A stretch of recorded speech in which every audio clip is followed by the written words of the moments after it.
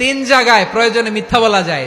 কয় জায়গায় মিথ্যা বলতে? তাউরিয়া, মানে কথা একটু ঘুরিয়ে বলবেন। এক নাম্বার, আপনার ওয়াইফকে খুশি করার জন্য, সে একটু এরকম না বলে একটু কৌশল করে বললে খুশি হবে, ওটা বলা যায়।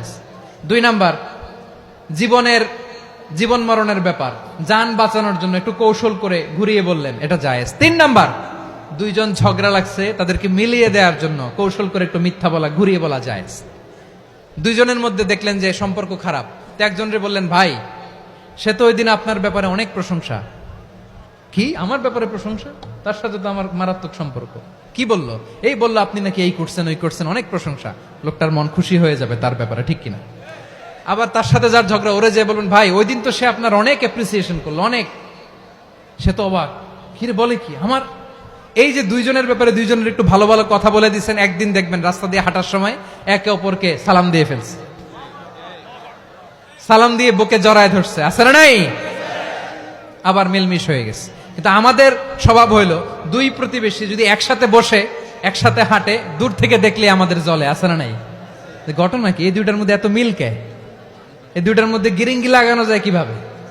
হ্যাঁ, এই বন্ধুত্ব ফ্রেন্ডশিপ নষ্ট করা যায় কিভাবে? এরকম মানসিকতা সবার না, আমাদের অনেকের মধ্যে আছে না নাই? আল্লাহর কাছে তওবা করেন, এই মানসিকতার যেন আমরা না হই, আমরা মিলিয়ে দিব।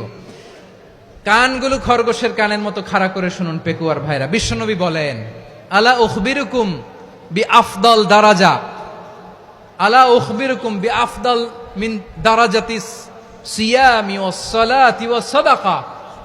হে আমার উম্মতেরা, নামাজ, রোজা, দান, দেখেন নামাজ, রোজা, দানের চেয়েও বড় কোন শ্রেষ্ঠ ইবাদতের কথা আমি কি তোমাদের বলবো না?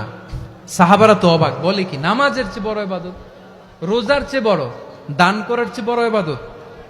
সাহাবীরা বললেন, বালা ইয়া রাসূলুল্লাহ। নবী বলেন, বিশ্বনবী বললেন, নামাজের চেয়েও বড়, রোজার চেয়েও বড়, যাকাতের চেয়েও বড়, সাদাকার চেয়েও বড় একটা ইবাদত আছে, আমি কি তোমাদের বলবো না? সাহাবারা বললেন, ইয়া রাসূলুল্লাহ, বালা, অবশ্যই বলবেন, সেটা কি? বিশ্বনবী বললেন, ইসলাহু যাতিল বাইন।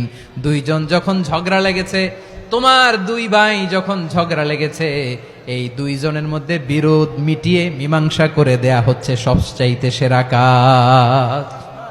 দুইজন ঝগড়া লাগছে, ইসলাহু যাতিল বাইন, দুইজনের মধ্যে মিলিয়ে দেয়া, এটা নামাজ, রোজা, সাদাকার চেয়ে বেশি সওয়াব। সুবহানাল্লাহ, এত আস্তে? হ্যাঁ, ওয়াত্তাকুল্লাহ ওয়া আসলিহু যাতা বাইনিকুম, সূরা আনফাল। আল্লাহ বলেন, আল্লাহরে ভয় করো, ঝগড়া লাগলে মজা নিও না, ওয়াত্তাকুল্লাহ, আল্লাহরে ভয় করো, ফাসলিহু যাতা বাইনিকুম, মিলিয়ে দিও। তাহলে আমরা মিলায়ে দিব। রাজি আছেন তো?